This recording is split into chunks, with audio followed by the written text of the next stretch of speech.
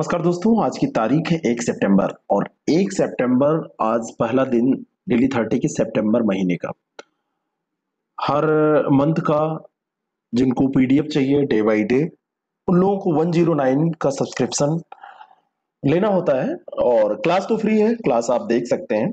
अगर आप चाहते हैं कि आप इसका पीडीएफ प्राप्त करें, डेली का आपको टेस्ट भी मिले और वीकली टेस्ट मिले, तो आपको इसको सब्सक्राइब कर लेना चाहिए आईएएस प्रेप एकेडमी से। और आपको डेली जब ये सब मिलेगा तो आप अच्छे से रिवाइज कर पाएंगे, अच्छे से तैयारी आपकी हो पाएगी। बाकी वीडियो देख के अगर आप कवर कर लेते हैं तो अच्छी बात है, आप इसको ऐसे ही कर सकते हैं। अगस्त महीने के ग्रुप को अब समाप्त कर दिया जाएगा, कहने का मतलब उसमें सूचनाएं नहीं दी जाएंगी। सितंबर का जो ग्रुप है उस ग्रुप में जो लोग अभी नहीं ऐड किए गए हैं उन्होंने पेमेंट कर दिया है, तो थोड़ा सा वेट कर लें, अभी उनको कर दिया जाएगा लेट नाइट तक। और अगर नहीं हो पाएंगे तो पर्सनली मैसेज कर देंगे ऑफिस वाले नंबर पे, मतलब 6307281212 पर। बाकी जो भी टेस्ट सीरीज हमारी चल रही हैं जीएससी लेक्चरर की और पीसीएस की, आरओ की, तो उन टेस्ट सीरीज में अगर आप पार्टिसिपेट करना चाहते हैं तो उसके बारे में भी जानकारी 6307281212 पर व्हाट्सएप या कॉल करके ले सकते हैं। पहला प्रश्न आपके सामने है। आज का जो टॉपिक है उसमें भौगोलिक स्थलों पर मिसलेनियस प्रश्न हम करेंगे। आपको यहाँ पे हम दिखाएंगे कि कैसे कैसे प्रश्न पूछे जाते हैं। ऐसे प्रश्नों पर आप अलर्ट रहेंगे और करंट अफेयर के 10 प्रश्नों को देखेंगे। जो अगस्त की कुछ प्रश्न बचे थे वो, और सितंबर के 2-4 प्रश्न आज के, कुछ छूटे ना ये कोशिश रहती है। पहला प्रश्न है, कुडानकुलम किस लिए प्रसिद्ध है? बहुत सरल सा प्रश्न है, सबको पता है। लेकिन जब एग्जामिनेशन हॉल में पूछा जाता है तो कई बार आपको वहां पे एग्जामिनेशन हॉल में क्वेश्चन देख के ये होने लगता है, अरे ये परमाणु शक्ति स्टेशन के कारण तो नहीं पूछा गया। अपने नॉलेज पे कॉन्फिडेंट रहिए, आपका ज्ञान जो है उसको मानिए, उस पर विश्वास करिए कि वो सही है। ये कुदानकुलम तमिलनाडु में पड़ता है, परमाणु शक्ति स्टेशन के लिए जाना जाता है, और एनपीसीआईएल परमाणु जो ऊर्जा निगम है उसके द्वारा इसको विकसित किया गया है। सी ऑप्शन इसका बिल्कुल करेक्ट हो जाएगा। अगला जो प्रश्न है, निम्नलिखित कथनों पर विचार करें। नाथुला दर्रा भारत के डोगेक्या श्रेणी में अवस्थित है। डोगेक्या ये श्रेणी है और नाथुला दर्रे के द्वारा दार्जिलिंग और चुंबी घाटी से होकर तिब्बत जाने का मार्ग बनता है। नाथुला दर्रा का जिक्र जैसे ही आता है तो आपके दिमाग में 2-4 बातें आ जाती हैं कि भारत और चीन के बीच व्यापार इसी से होता है। नाथुला दर्रा सिक्किम में स्थित है, ये बिल्कुल आप जानते हैं। लेकिन यहाँ पे 2 फैक्ट दिए हुए हैं। एक तो ये दार्जिलिंग और चुंबी घाटी से होकर तिब्बत जाने का मार्ग बनाता है, ये बिल्कुल सही है। और नाथुला दर्रा जो है ये डोगेक्या श्रेणी में अवस्थित है, ये भी बात उतनी ही सही है। सी ऑप्शन इसका बिल्कुल करेक्ट हो जाएगा। वर्तमान में जो व्यापार भारत और चीन के बीच में होता है इसी दर्रे के द्वारा संभव हो पाता है। जो सिक्किम की राजधानी क्या है, गंगटोक है ना, तो गंगटोक के पास में 50-54 किलोमीटर आप जाएंगे तो 54 किलोमीटर गंगटोक से ये स्थित है पूर्व में। ठीक है, ये ध्यान रखना। अगला जो प्रश्न है, धौली स्थित है। धौली कई बार आपसे प्रश्न पूछा गया है। धौली के बारे में आपसे इतिहास में प्रश्न पूछा जाता है। धौली में आपको जो 14वां शिलालेख है, 14 शिलालेखों की एक प्रति भी वहां पे मिली है। और धौली का शांति स्तूप भी काफी प्रसिद्ध है, जो धौली पहाड़ी के ऊंचे स्थान पर बना हुआ है। और धौली उड़ीसा में पड़ता है, इतना तो आपको पता है। लेकिन उड़ीसा के किस डिस्ट्रिक्ट में पड़ता है, तो ये उड़ीसा के पुरी जिले में पड़ता है। पूरी उड़ीसा में है, वहीं पर ये पड़ता है। शांति स्तूप के पास में दया नदी भी वहां पे पड़ती है। महात्मा बुद्ध के जीवन को दर्शाती कई मूर्तियां भी शांति स्तूप में आपको मिल जाएंगी।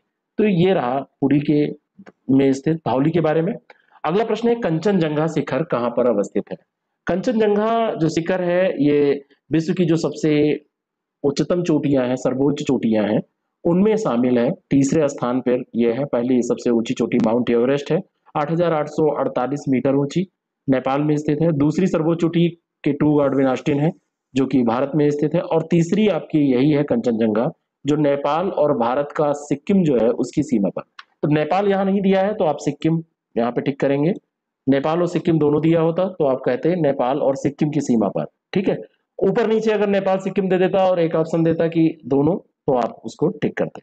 ठीक है, इस क्वेश्चन को जब आप पढ़िए कोई क्वेश्चन, तो क्वेश्चन को करने का ट्रिक आप सीखिए कि कैसे उसको टैकल किया जाता है।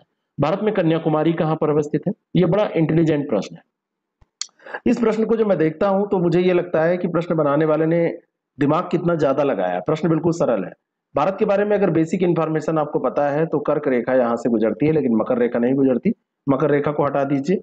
भूमध्य रेखा के उत्तर में भारत है, तो पहला ऑप्शन यहां से हट गया। अब कर्क रेखा के उत्तर में कि दक्षिण में, तो कर्क रेखा भारत के मिडल से होकर गुजरती है, और कन्याकुमारी जो है वो भारत का स्थलीय अगर क्षेत्र देखा जाए, जो मुख्य भूमि पर स्थित है, मुख्य भूमि पर स्थित दक्षिणतम बिंदु अगर आपसे पूछा जाए तो कन्याकुमारी है। तो ये कुल मिला के हो जाएगा भूमध्य रेखा के उत्तर में स्थित है, क्योंकि भूमध्य रेखा के दक्षिण में भारत का कोई हिस्सा ही नहीं है। कर्क रेखा और मकर रेखा का आपने पहले ही निकाल दिया। कितना इंटेलिजेंट प्रश्न है। 8 डिग्री नॉर्थ अक्षांश पर लगभग ये इसकी अवस्थिति पाई जाती है। वैसे आपका पूछा जाए कि भारत का सुदूरस्थ दक्षिणी बिंदु कौन सा है, तो इंदिरा पॉइंट हो जाएगा, पॉइंट पिगमेलियन हो जाएगा। लेकिन अगर आपसे पूछा जाए, जो कि ग्रेट निकोबार पर स्थित है, लेकिन अगर मुख्य भूमि पर आपसे पूछा जाए दक्षिणतम, तो ये कन्याकुमारी ही होगा। ठीक है, ध्यान रखना है। अगला जो प्रश्न है, क्वेश्चन को अगर आप अच्छे से पढ़ते हैं तो क्वेश्चन को अच्छे पढ़ने के साथ में आप आधा से ज्यादा प्रश्न 80% तक सॉल्व कर लेते हैं। बाकी 20% में आप नॉलेज लगाए। पढ़ेंगे तभी तो आप अपना नॉलेज इस्तेमाल करेंगे। गलत पढ़ लेंगे तो गलत इस्तेमाल हो जाएगा। कौन सा जलप्रपात कर्नाटक जिले में स्थित है? कुंचिकल महात्मा गांधी जलप्रपात। एक बार कुंचिकल के बारे में पूछा गया था कि भारत का सबसे ऊंचा जलप्रपात कौन सा है, तो कुंचिकल ही है। इसकी ऊंचाई 455 मीटर है। 455 मीटर की ऊंचाई पर ये, मतलब इतनी ऊंचाई से ये गिरता है। भारत का सबसे ऊंचा जलप्रपात है। शिमोगा जिला है कर्नाटक नदी में, कर्नाटक प्रदेश में, और वहां पे वराह नदी है। वराह नदी पे ये स्थित है। और दूसरा जो गरसोप्पा या महात्मा गांधी जलप्रपात है, ये भी शिमोगा जिले में ही स्थित है, कर्नाटक में ही, शरावती नदी पर। ये दोनों यहाँ पर स्थित है, कर्नाटक में, है ना। तो कर्नाटक के जिले में स्थित है, कर्नाटक राज्य में ये स्थित है। आप ऐसा कर लीजिए, मतलब कर्नाटक राज्य यहाँ पर होना चाहिए, कर्नाटक के जिले में स्थित है। तो सी ऑप्शन इसका बिल्कुल करेक्ट हो जाएगा, ये दोनों। बाकी हुंड्रू भी आपसे पूछा जाता है, चुलिया भी पूछा जाता है। हुंड्रू जलप्रपात 74 मीटर ऊंचाई पर है, स्वर्णरेखा नदी पर, झारखंड में पड़ता है। और चुलिया देखिए राजस्थान में पड़ता है, चंबल नदी पर। अब आप सोचेंगे राजस्थान में जलप्रपात क्यों नहीं हो सकता? प्रकृति है। भारत के राज्य और इधर झीलें दी हुई हैं, सला, हैफलांग, लोनार, तलवारा। ऐसे प्रश्नों में सबसे पहले आप देखिए आपको आता क्या है। लोनार अगर महाराष्ट्र पता है तो इसको सेट करिए, सी का 1 उत्तर निकल गया। सला अगर आपको पता है अरुणाचल प्रदेश, तो उत्तर निकल गया। लेकिन आजकल के प्रश्नों में ऐसा उत्तर जल्दी निकलता नहीं है। कभी कभी 2 तक सेट करने में, कभी कभी 3 तक सेट करने के बाद उत्तर निकल पाता है। इसमें तो सी उत्तर हो जाएगा, बिल्कुल सामान्य सा है। लेकिन ऐसे प्रश्नों को करते समय बड़ा सावधानी बरतिए और बड़ा पेशेंस रखिए। नहीं भी आता है तब भी आप जो आता है उसी को सबसे पहले सेट करके चेक कर लीजिए, और अगर उससे काम बन जाता है ठीक, तब दूसरे पे कोशिश करिए। 2 से निकल आएगा अधिकतर, बहुत कम होते हैं जिनमें 3 पे जाना पड़ता है। 3 के बाद तो चौथा वैसे भी सेट हो पाएगा, तो सेट हो जाएगा, तो आप जान ही जाएंगे क्या होगा। डंकन पास स्थित है दक्षिणी अंडमान एवं लिटिल अंडमान के बीच, बड़े अंडमान और उत्तर अंडमान के बीच, अरब सागर के उत्तरी भाग में, और इनमें से कोई नहीं। अब ये प्रश्न भी बहुत बढ़िया प्रश्न है। डंकन पास, ऐसे ऐसे प्रश्न आपसे पूछ लिया जाता है। डंकन पास दक्षिणी अंडमान और लिटिल अंडमान के बीच में पाया जाता है। ठीक है। बाकी अगर आपसे ऐसे ही एक प्रश्न पूछा जा सकता है कि ये नारकुंडम कहां पर स्थित है, ये उत्तरी अंडमान के पूर्व में इसकी स्थिति है। आपसे पूछा जा सकता है कि बैरन द्वीप कहां पर है, तो मध्य अंडमान के पूर्व में इसकी स्थिति हो जाएगी। बैरन द्वीप सक्रिय ज्वालामुखी है, एकमात्र सक्रिय ज्वालामुखी भारत का। जो नारकुंडम है सुसुप्त ज्वालामुखी द्वीप है। लेकिन डंकन पास दक्षिणी अंडमान और लिटिल अंडमान के बीच में पाया जाता है। नेक्स्ट क्वेश्चन, अगला प्रश्न। अगला जो प्रश्न है, निम्नलिखित में से कौन सा युग में सही सुमेलित है? इदुकी और सबरीगिरी परियोजना दी है। इदुकी को दिया है तापीय ग्रह, तापीय शक्ति ग्रह, और सबरीगिरी को दिया हुआ है जल विद्युत परियोजना। तो इदुकी जो है ये तापीय नहीं है, ये जल विद्युत परियोजना है। और जल विद्युत परियोजना अगर है तो पहला गलत हो जाएगा। सबरीगिरी जल विद्युत परियोजना है, ये सही है। इदुकी और सबरीगिरी ये दोनों केरल में है। इदुकी के बारे में कभी आपसे पूछा जा सकता है किस नदी पे है, तो ये पेरियार नदी पे है। ये भी आपको ध्यान रखना है, इदुकी पेरियार नदी पे है। तो पहला गलत है, दूसरा इसमें सही है। बी ऑप्शन इसका बिल्कुल करेक्ट हो जाएगा। ऐसी परियोजनाएं आपसे पूछ ली जाती हैं। अगला प्रश्न, टेहरी बांध, भाखड़ा बांध, नागार्जुन सागर, बगलिहार। टेहरी बांध उत्तराखंड सही है, भाखड़ा बांध हिमाचल प्रदेश सही है, नागार्जुन सागर बांध आंध्र प्रदेश, बगलिहार सबको पता है जम्मू कश्मीर में। ठीक है, कहां पर है? जम्मू कश्मीर में। नदी, नदी कौन कौन सी है? टेहरी भागीरथी नदी पे है, याद करिए। प्रतापनगर उत्तराखंड में, भाखड़ा सतलुज नदी पर है, बिलासपुर हिमाचल प्रदेश में। नागार्जुन सागर जो बांध है ये कृष्णा नदी पर है, और कृष्णा नदी ये गुरजुला स्थान पड़ता है आंध्र प्रदेश में। और बगलिहार बांध ये चेनाब नदी रामबाड़ा स्थान है जम्मू कश्मीर में, और यहां पर दिया था हिमाचल प्रदेश, तो ये गलत था। निम्नलिखित में से कौन सा जोड़ा सही नहीं है? कोल्हान, कच्छ, मालाबार तट और मध्य गंगा मैदान। कोल्हान खनिज संसाधन के लिए जाना जाता है। यहाँ पर ऐसे प्रश्न जब आपसे पूछे जाते हैं तो या फिर वो चर्चा में होते हैं या कभी कभी स्टेटिक तौर पर वो बहुत इंपॉर्टेंट होते हैं। स्टेटिक भी पूछा जा सकता है आपसे। तो कच्छ वन संसाधन, दलदली भूमि वहां पर है, समुद्र के किनारे है, ये गलत है। यहाँ पर जल संसाधन ही पाया जाता है, बाकी जो है वो सही दिए हुए हैं। मध्य गंगा मैदान में कोई दिक्कत नहीं है, मृदा संसाधन पाया जाता है, खूब अच्छे से खेती होती है मध्य गंगा मैदान में, उपजाऊ यहाँ पे मिट्टी पाई जाती है, जलोढ़ मृदा पाई जाती है। तो मृदा संसाधन तो यहाँ पर है ही है। मालाबार तट पे जल संसाधन हो जाएगा, तटीय क्षेत्र है। कोल्हान में खनिज है। कच्छ जो है ये जल संसाधन के लिए ही जाना जाता है, वन के लिए नहीं जाना जाता है। कभी सुना है कच्छ के बड़े बड़े वन, है ना? वहां पे तो छोटी छोटी घासें पाई जाएंगी, दलदली क्षेत्र है, कच्छ वनस्पतियां पाई जाएंगे। डायमंड हार्बर कहाँ अवस्थित है? डायमंड हार्बर, कभी कभी ऐसे प्रश्न भी आपसे पूछे जाते हैं।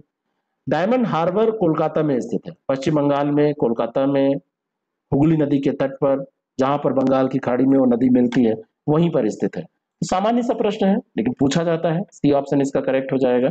अगला जो प्रश्न है, भूमिगत रेलवे, आम, ताले, चावल, ये सब दिए हुए हैं।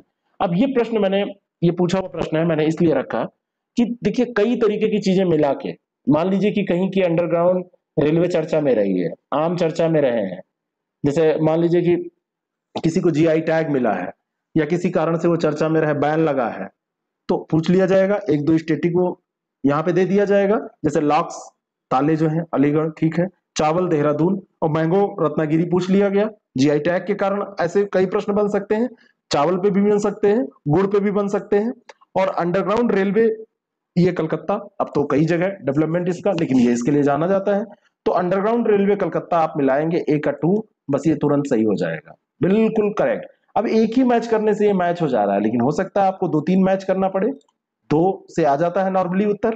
कौन सा दार्जिलिंग में स्थित है? अब दार्जिलिंग में सिंगालीला राष्ट्रीय उद्यान और हिमालय पर्वतारोहण संस्थान, ये दिया है, फिर सी पे है दोनों। आपने कई बार पढ़ा होगा कि हिमालयन माउंटेनियरिंग इंस्टीट्यूट जो है ये दार्जिलिंग में स्थित है, पश्चिम बंगाल में, बिल्कुल सही है। और सिंगलीला राष्ट्रीय उद्यान जो है वो भी यहाँ पर स्थित है। तो दोनों के दोनों यहाँ पर ये सही हो जाएंगे। 4 नवंबर 1954 को इसकी स्थापना हुई थी, हिमालय पर्वतारोहण संस्थान की, ठीक है। और तेंजिंग नोरके इसके प्रथम अध्यक्ष बनाए गए थे, तेंजिंग नोरके इसके प्रथम अध्यक्ष बनाए गए थे। अगला जो प्रश्न है, तेंजिंग नोरके कौन है जरा बताना। विक्रम साराभाई अंतरिक्ष केंद्र कहां पर स्थित है? विक्रम साराभाई अंतरिक्ष केंद्र, बड़ा सामान्य सा प्रश्न है। इस पे एक बार प्रश्न पूछा गया था कि ये स्थित जहां पर है वो वहां पर क्यों स्थित है? तुम्बा में स्थित है। और तुम्बा की जो स्थिति है वो भूचुंबकीय विषुवत रेखा पर उसकी स्थिति पाई जाती है, मैग्नेटिक इक्वेटर पर, अर्थ के मैग्नेटिक इक्वेटर पे। तो यहां से जो उड़ान होगी, मतलब यहां से जो अंतरिक्ष केंद्र है, तो जो रॉकेट छोड़े जाएंगे वो क्या होगा, जरा ये भी आप देखिए। मैं कई बार जैसे चीजों को आपको जब देता हूं, आपसे पूछता हूं, तो आप लोग उसमें पार्टिसिपेट नहीं करते, आप उसको बड़े हल्के में ले लेते हैं, आप और सब काम करेंगे। लेकिन मेरे पूछने का मतलब ये होता है आप थोड़ा सा इंटरैक्टिव मूड में आए। तो मैं जैसे यहाँ पे लाइव में सेशन क्यों नहीं लेता हूँ, क्योंकि ये सेशन आपका बढ़ के 1-1.5 घंटे का चला जाएगा, लेकिन दो चार क्वेश्चन जो मैं पूछता हूँ उसको 5 मिनट में आप टाइप कर सकते हैं। हो सकता है सारे लोग के पास टाइम ना हो, इसलिए लाइव सेशन इसका 30 क्वेश्चन का 1.5 घंटे करने, सवा घंटे, 1 घंटे करने कोई मतलब नहीं है। वैसे भी 30-40 मिनट भी कई बार आप लोगों के लिए मुश्किल होता है। तो ये थुम्बा में स्थित है, क्यों स्थित है जो बताएगा मैं मानूंगा कि हाँ वो पढ़ता है, ठीक है ना। साराभाई जो थे, प्रोफेसर साराभाई, उन्हीं के नेतृत्व में एक अंतरिक्ष अनुसंधान समिति ने Thumba equatorial rocket launching station की स्थापना 1962 में की थी, है ना। और केरल की राजधानी तिरुवनंतपुरम के पास में ये स्थित है। अगला जो प्रश्न है, भारत में एक ऐसा स्थान, ये प्रश्न मैंने यूपीएससी से सीधा उठा के यहाँ रखा। ऐसा प्रश्न जब पूछा जाता है, अब ये ऐसे प्रश्न देखिए सिचुएशन बेस्ड प्रश्न है, आपको पूरा सब उसके बारे में विशेषता बता दी गई और मैप पे आपने उसको अप्लाई किया। ऐसा स्थान जहां पर यदि आप समुद्र किनारे खड़े होकर समुद्र का अवलोकन करें तो आप पाएंगे कि दिन में 2 बार समुद्री जल तटीय रेखा से कुछ किलोमीटर पीछे की ओर चला जाता है और फिर तट पर वापस आता है, और फिर जब जल पीछे हट जाता है तब आप वास्तव में समुद्र तल पर चल सकते हैं। यह अनूठी घटना कहाँ होती है? अब यहाँ पर की पॉइंट आपको ढूंढना होता है कि कीवर्ड कौन से दिए हैं। 2 बार समुद्री जल तटीय रेखा से कुछ में, ज्वार भाटा की स्थिति यहाँ पर बताई जा रही है ना। और ऐसी स्थिति चांदीपुर में होती है। चांदीपुर और किसके लिए प्रसिद्ध है? सी ऑप्शन इसका करेक्ट हो जाएगा, ऐसी स्थिति चांदीपुर में होती है। पूछ लिया यूपीएससी ने डायरेक्टली ऐसे, तो ऐसी सिचुएशन आपको दी जाए, ठीक है। एक प्रश्न अगला देखिए, रुद्रेश्वर मंदिर कहां पर स्थित है? रुद्रेश्वर मंदिर के बारे में इस बार आपने सुना होगा, करंट में हमने डिस्कस किया था कि इसको 25 जुलाई 2021 को विश्व धरोहर समिति ने 44वें सत्र के अंतर्गत क्या किया, इसको यूनेस्को की विश्व विरासत सूची में शामिल किया। 2019 से ही पेंडिंग पड़ा हुआ था, है ना। भारत ने प्रस्ताव रखा था रुद्रेश्वर मंदिर को शामिल करने के लिए। रुद्रेश्वर मंदिर इस कारण से पूछा जा सकता है जो कि स्थित है तेलंगाना में। और रुद्रेश्वर मंदिर का निर्माण जो था ये भी पूछा जा सकता है। इतिहास का आप प्रश्न मानेंगे कि काकतीय साम्राज्य के एक शासक हुआ करते थे गणपति देव, उन्होंने इसको कराया था। और यहाँ पर ये जो है रुद्रेश्वर मंदिर, रुद्रेश्वर मंदिर का नाम एक दूसरा नाम भी है, उसका नाम है रामप्पा। और रामप्पा मंदिर के नाम से इसलिए जाना जाता है क्योंकि उसके मूर्तिकार का नाम रामप्पा था। तो ये तेलंगाना इसका सही उत्तर हो जाएगा। नेक्स्ट क्वेश्चन, अगला जो प्रश्न है तेलंगाना इसका सही उत्तर हो जाएगा। अगले प्रश्न को हम देखते हैं। तो ऐसे प्रश्न पूछ लिए जाते हैं, कहने का मतलब ये है कि ये चर्चा में आया है तो यह स्थल आपसे पूछ लिया जाएगा। तो ऐसी चीजों को थोड़ा सा ध्यान दिया कीजिए कि केवल आपको ये नहीं पढ़ना लिस्ट बना ली कौन कौन से, उसके बारे में भी थोड़ा सा जानना है। नंदा देवी राष्ट्रीय अभ्यारण्य कहाँ पर स्थित है, कितना सामान्य सा प्रश्न है। नंदा देवी राष्ट्रीय अभ्यारण्य कहाँ पर स्थित है? तो भारत में नंदा देवी राष्ट्रीय अभ्यारण्य कहाँ पर स्थित है, ये प्रश्न कई बार आपसे पूछा गया होगा। और नंदा देवी जो है ये 1982 में नेशनल पार्क, मतलब इसको एस्टेब्लिश किया गया था। बायोस्फीयर रिजर्व है ये, और नेशनल पार्क भी आप कह सकते हैं, बायोस्फीयर रिजर्व दोनों का दर्जा इसके पास है। तो नेशनल पार्क के रूप में, और ये चमोली गढ़वाल जिले में पड़ता है। कहाँ पर? उत्तराखंड में, ठीक है ना। और ये आपको मैं बताना चाहता हूं कि ये नंदा देवी जो चोटी है 7,816 मीटर ऊंचाई पर है ना। तो ये भी एक इम्पोर्टेंट फैक्ट है। चमोली डिस्ट्रिक्ट उत्तराखंड में इतनी ऊंचाई पर स्थित, और यूनेस्को वर्ल्ड हेरिटेज साइट है ये, यूनेस्को वर्ल्ड हेरिटेज साइट है। 1988 में इसको नेशनल पार्क को वर्ल्ड हेरिटेज साइट के रूप में भी स्थापित किया गया था। तो मतलब इसको दर्जा दिया गया था। तो उत्तराखंड में स्थित है, इसके बारे में इतनी इंफॉर्मेशन, ठीक है। गढ़वाल हिमालय का भाग है अगर आपसे पूछ लिया जाए, ठीक है। अगला जो प्रश्न है, असम राज्य का एकमात्र रामसर स्थल कौन सा है? अब इस प्रश्न में खूब कंफ्यूजन होगा लोगों को, क्या करते हैं। और लेकिन ये पूछा इसलिए जाएगा कि अभी दीपोर व्हील को एकमात्र रामसर स्थल है जिसको 2002 में रामसर साइट के रूप में घोषित किया गया था। और जब चर्चा चल रही है रामसर साइट की, तो हर स्टेट की आप लिस्ट देख रहे हैं, तो ये भी आपको याद होना चाहिए। माजुली नहीं होगा, काजीरंगा शिवसागर नहीं है, दीपोर बिल हो जाएगा। रामसर स्थल है ना। यहां पर अभी क्या हुआ था, सामुदायिक मछली पकड़ने पर अभी प्रतिबंध लगाया गया था, इस कारण से भी ये चर्चा में आया था, ठीक है। तो दीपोर बिल है यहाँ का, एकमात्र है। केंद्रीय शुष्क बागवानी संस्थान कहाँ स्थित है? इस प्रश्न का देने का यहाँ पर मतलब यह है कि ऐसे संस्थान का स्थान भी आप याद कर लें। तो ये स्थित है बीकानेर में। कहाँ पर? Central institute of arid horticulture, ये बीकानेर में है, बीचवाल नामक स्थान पड़ता है, वहां पर स्थित है। चलिए अब करंट अफेयर के प्रश्नों को देखते हैं। आज के करंट अफेयर का जो पहला प्रश्न है, तो आज के करंट अफेयर में पहला प्रश्न जो इंपॉर्टेंट प्रश्न है, मुझे लगा कुछ ये अगस्त के महीने के करंट अफेयर में से मैंने आपको दिया, वहां के बच गए थे कुछ प्रश्न। तो पहला प्रश्न है आज के करंट अफेयर का, रक्षा मंत्री राजनाथ सिंह ने हाल ही में किस स्वदेश निर्मित तटरक्षक जहाज को राष्ट्र को समर्पित किया? कौन सा तटरक्षक जहाज है? कई बार ऐसे प्रश्न आपसे पूछे जाते हैं कि ये है क्या, तो ये तटरक्षक जहाज है या गश्ती पोत है, ऐसे करके आपसे पूछा जाता है। तो ये चेन्नई तमिलनाडु में स्वदेश निर्मित तटरक्षक जहाज विग्रह है, इसको राष्ट्र को समर्पित किया है हमारे रक्षा मंत्री राजनाथ सिंह जी ने। बी ऑप्शन इसका बिल्कुल करेक्ट हो जाएगा। रक्षा मंत्री राजनाथ सिंह ने 98 मीटर का ये जहाज है, आंध्र प्रदेश की विशाखापट्टनम जो विजाग वहां पर है, तो वहां पे तैनात होगा, और 11 अधिकारियों और 110 नाविकों की कंपनी द्वारा इसका संचालन किया जाता है। लार्सन एंड टोब्रो ने इसको बनाया है, और भारतीय तटरक्षक बल के पास अब इसकी सूची में 157 जहाज और 66 विमान है, ध्यान रखना है। आईसीजीएस विग्रह के बारे में अगर हम बात करें, आईसीजीएस विग्रह इसका पूरा नाम है, तो ये अपतटीय गश्ती जहाजों की श्रृंखला में 7वां और अंतिम जहाज है, जिसके लिए 2015 में समझौते हुए थे। तो अंतिम जहाज भी है इस पूरी सीरीज का, 7 होने थे, 7वां है और अंतिम जहाज है ना। तो ये आपको ध्यान रखना है। अब हमारी ऑपरेशनल जो पावर है वो बढ़ जाएगी, ऑपरेशन क्षमता जो है वो बढ़ जाएगी। अगला जो प्रश्न है, हाल ही में ईडा हरिकेन अमेरिका के लुसियाना से टकराया है, क्या ये सही बात है? ईडा एक हरिकेन है, हरिकेन आता है ना, और हरिकेन जो है अमेरिका में नाम होता है। जो ये क्या है, उष्णकटिबंधीय चक्रवात है कि शीतोष्णकटिबंधीय चक्रवात है? तो ये उष्णकटिबंधीय चक्रवात है, कई बार आपसे पूछा जाएगा, है ना।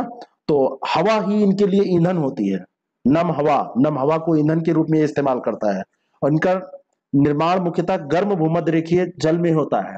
तो ईडा हरिकेन अमेरिका के लुसियाना से टकराया है, और हरिकेन पृथ्वी पर सबसे अधिक शक्तिशाली और विनाशकारी तूफान होता है। अगर ये कहा जाए तो ये बिल्कुल सही बात है, सी ऑप्शन इसका बिल्कुल करेक्ट हो जाएगा। ये सबसे विनाशकारी होता है।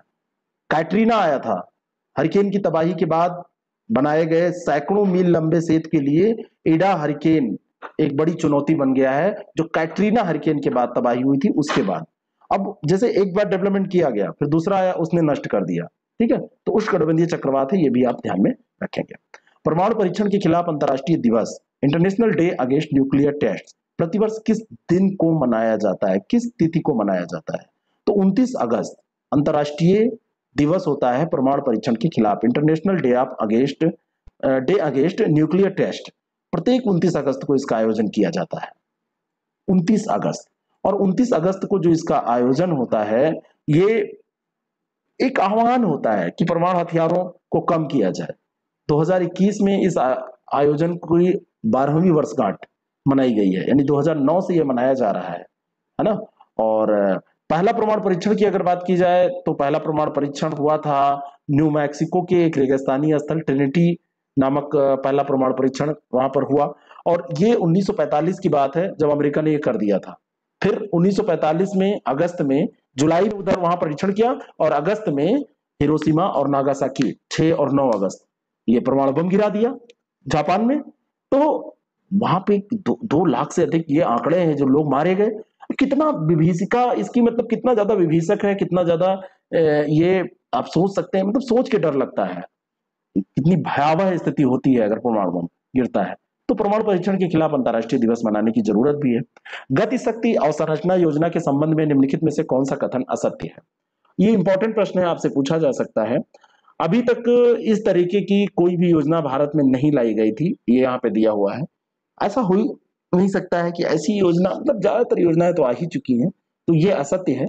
स्वतंत्रता दिवस की पूर्व संध्या पर प्रधानमंत्री महोदय के द्वारा एक राष्ट्रीय अवसंरचना मास्टर प्लान के तौर पर इसको लागू किया गया, और इसकी घोषणा प्रधानमंत्री ने अभी की है, तो ये बिल्कुल सही बात है। और इसके लिए लगभग 100 लाख करोड़ रुपए खर्च किए जाने की योजना बनाई गई है। राष्ट्रीय अवसंरचना पाइपलाइन नामक इसी तरीके की एक योजना की घोषणा पहले भी की जा चुकी है। तो ये अवसंरचना योजना है गति शक्ति, तो ये बिल्कुल सही है, लेकिन ऐसी कोई योजना नहीं लाई गई, ये गलत है, क्योंकि पाइपलाइन योजना पहले भी घोषित की जा चुकी है ना। अगला जो प्रश्न है, निम्नलिखित में से किस देश के खगोल भौतिकी विदों की एक टीम ने 3 महाविशाल कृष्ण विवरों या ब्लैक होल्स के परस्पर विलय की दुर्लभ घटना का पता लगाया है? कनाडा, भारत, अमेरिका, ब्राजील, किसने पता लगाया है? तो ये जो पता लगाया है, ये भारत के वैज्ञानिकों ने ही लगाया है। भारत के खगोल भौतिकविदों की टीम ने ये 3 महाविशाल कृष्ण विवर या ब्लैक होल्स जिनको कहते हैं, उनके परस्पर विलय होने की बात बताई है कि ये परस्पर विलय हो रहे हैं, है ना।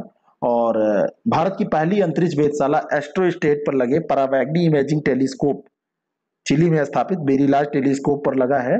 तो MUSE नामक यूरोपीय इंटीग्रल फील्ड ऑप्टिकल टेलीस्कोप, और भारत का जो ये टेलीस्कोप है, और IRSF, इनसे आंकड़े प्राप्त किए गए, और उन्हीं के आधार पर इन भौतिकविदों ने ये इस बात का पता लगाया, है ना। तीसरे ब्लैक होल की उपस्थिति अंतिम पारसिक समस्या का समाधान करती है। अब ये समस्या क्या है, ये जानने की जरूरत नहीं है। अगला जो प्रश्न है, जीवों की खोज 2020 हाल ही में भारतीय प्राणी सर्वेक्षण या जूलॉजिकल सर्वे ऑफ इंडिया द्वारा प्रकाशित एक दस्तावेज है। बिल्कुल सही बात है। और भारतीय प्राणी सर्वेक्षण जूलॉजिकल सर्वे ऑफ इंडिया को वर्ष 1916 में स्थापित किया गया था। अब 1916 में इसकी स्थापना हुई थी, ये भी सही है। 2020 जो जीवों की खोज 2020 है, ये भारतीय प्राणी सर्वेक्षण zoological survey of India JSI के द्वारा ये दस्तावेज प्रकाशित किया गया। ये अलग से प्रश्न बन सकता है किसने प्रकाशित किया है, तो सी ऑप्शन इसका बिल्कुल करेक्ट है। आप लोग प्रैक्टिस खूब करिए, खूब ज्यादा, जितना जितना ज्यादा प्रैक्टिस करेंगे उतना ही आपको लाभ मिलेगा। जैसे JSC लेक्चरर का एग्जाम आप देने जा रहे हैं, तो आप हमारी प्रैक्टिस सेट को पार्टिसिपेट करके या कहीं से भी पार्टिसिपेट करके अपने को इतना मांझ लीजिए कि जब वहां पेपर दे तो आपको लगेगा ऐसे प्रश्न हमने देखे हैं, रोज हम वही काम कर रहे थे। कभी आप पानी से गिलास ऐसे लेते हैं तो गिलास से पानी कूद के अलग नहीं जाता होगा, क्योंकि वो आपको पता है कि गिलास पलटना नहीं है। क्वेश्चन की प्रैक्टिस भी ऐसी होती है। और अगर आप पहली बार कुछ पकड़ते हैं कुछ ऐसा को, तो हाथ कांपते हैं आपके। तो जो प्रैक्टिस करके जाता है उसको लाभ मिलता है। ठीक है। तो और ये जो भारतीय प्राणी सर्वेक्षण या जूलॉजिकल सर्वे ऑफ इंडिया है 1916 में स्थापित हुआ था। पर्यावरण और वन कल्याण, जो वन मंत्रालय है, कल्याण नहीं वन मंत्रालय, उनके अधीन ये आता है ना। समुद्र जैव विविधता पर जानकारी बढ़ाने के लिए जैव संसाधनों के सर्वेक्षण और अन्वेषण के लिए एक राष्ट्रीय केंद्र के रूप में यह कार्य करता है। मुख्यालय पूछा जाए तो कोलकाता में है, लेकिन इसके क्षेत्रीय कार्यालय पूरे देश में 16 क्षेत्रीय कार्यालय भी हैं। हाल ही में महिला अधिकारिता पर पहला G20 मंत्री स्तरीय सम्मेलन आयोजित किया गया। तो कहां पर आयोजित किया गया? पेरिस में, इटली में, टोक्यो में या जयपुर में? कहां पर यह आयोजित हुआ? तो इसका आयोजन हुआ है इटली में। भारत में आयोजन नहीं हुआ है, इटली में हुआ है। और इटली में इसका जो आयोजन G20 की महिला अधिकारिता पर हुआ है, तो इसमें केंद्रीय महिला एवं बाल विकास मंत्री स्मृति ईरानी ने पार्टिसिपेट किया और संबोधित किया इसको। और ये सम्मेलन एक हाइब्रिड फॉर्मेट में इटली के सांता मार्गेरिटा लिगुर वहां पे है, तो वहां पे आयोजित किया गया। ठीक है। और ये मतलब महिला अधिकारिता से रिलेटेड है, G20 का इटली में हुआ है। इटली से आप रिलेट कर सकते हैं, सोनिया गांधी जी महिला हैं, और ऐसे याद कर सकते हैं, है ना। और या वहां पर जाना था मोदी जी को, तो भारत में प्रधानमंत्री नरेंद्र मोदी के नेतृत्व वाली सरकार जाना नहीं था, उनकी बातों को कहीं ना कहीं रखा उसने, उन्होंने वहां पे। और लैंगिक समानता लाने, महिलाओं की सुरक्षा को मजबूत बनाने, बेहतर स्वास्थ्य सेवा सुनिश्चित करने की दिशा में कई पहलों का उल्लेख भी किया। वैसे मोदी जी जहां नहीं जा पाते हैं वहीं पे ही और लोग जाते हैं, बाकी तो वो जाए फिट ही रहते हैं। हाल ही में किस देश ने भोजन की कमी पर आपातकाल घोषित किया? बड़ा बढ़िया प्रश्न है। और ये प्रश्न मतलब घटना बढ़िया नहीं है, किसी देश में लोग भूखे मरने लगे, इससे बुरा क्या हो सकता है। 31 अगस्त 2021 को श्रीलंका की ऐसी स्थिति हो गई कि भोजन की कमी के कारण आपातकाल की स्थिति घोषित करनी पड़ी। निजी बैंकों के पास विदेशी मुद्रा समाप्त हो गई, आयात का भुगतान करने में बैंक वहां के असफल हो गए, असमर्थ हो गए, आर्थिक संकट आ गया।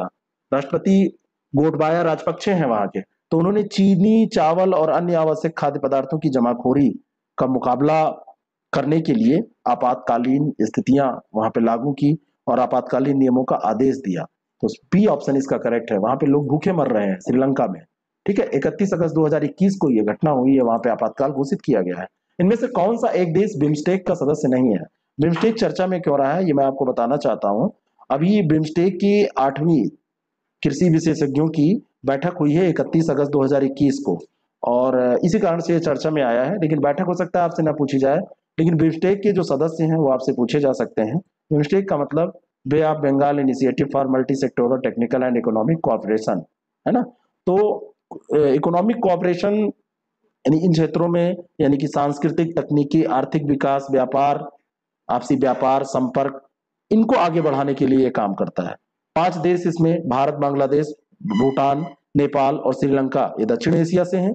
और म्यांमार और थाईलैंड ये दक्षिण पूर्व एशिया से हैं। कौन इसमें शामिल नहीं है? तो अफगानिस्तान इसमें शामिल नहीं है। ठीक है। तो सदस्य पूछ रहा था कि कौन नहीं है। स्थापना कब इसकी हुई थी? 1997 में इसकी स्थापना हुई थी। ठीक है। और अंतिम प्रश्न है आज के करंट अफेयर का। 100% आबादी 18 प्लस का टीकाकरण करा चुकी है, ऐसा राज्य जहां की 100% आबादी जहां पे करा चुकी है टीकाकरण, 100% 18 प्लस वाले लोग करा चुके हैं, तो इस राज्य का नाम है हिमाचल प्रदेश। छोटा सा राज्य है, करा लिया इसने। यूपी में तो लड़ाई झगड़ा ही हो जाता है। 100% आबादी यहाँ पे टीका लगवा चुकी है, कंप्लीट हो गया है, और कोरोना की पहली खुराक दी गई है। और ऐसी उपलब्धि हासिल करने वाला देश का ये पहला राज्य बना। दोनों खुराक नहीं, पहली खुराक की बात हो रही है। ठीक है। तो ये रहा आज का करंट अफेयर। आपको कैसा लगा जरूर बताएं। बाकी हमारे कार्यक्रमों से जुड़ने के लिए हमारे कॉन्टेक्ट नंबर 6307281212 पर कॉन्टेक्ट करें। Thank you so much.